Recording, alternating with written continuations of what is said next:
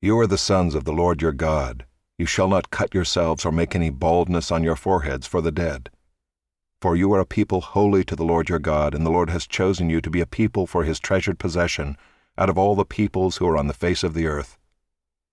You shall not eat any abomination.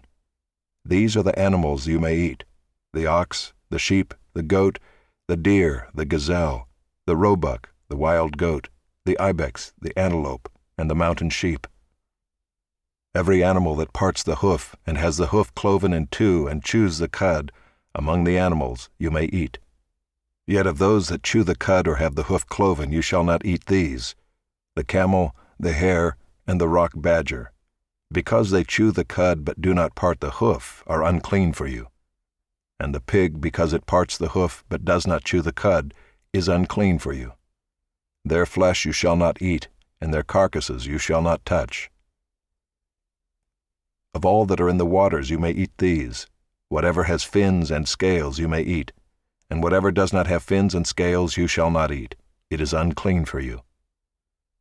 You may eat all clean birds, but these are the ones that you shall not eat: the eagle, the bearded vulture, the black vulture, the kite, the falcon of any kind, every raven of any kind, the ostrich, the nighthawk, the seagull, the hawk of any kind, the little owl and the short-eared owl, the barn owl and the tawny owl, the carrion vulture and the cormorant, the stork, the heron of any kind, the hoopoe and the bat.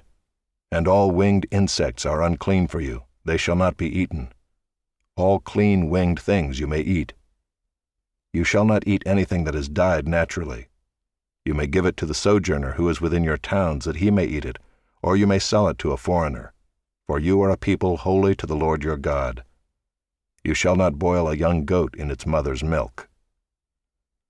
You shall tithe all the yield of your seed that comes from the field year by year, and before the Lord your God in the place that he will choose, to make his name dwell there, you shall eat the tithe of your grain, of your wine, and of your oil, and the firstborn of your herd and flock, that you may learn to fear the Lord your God always.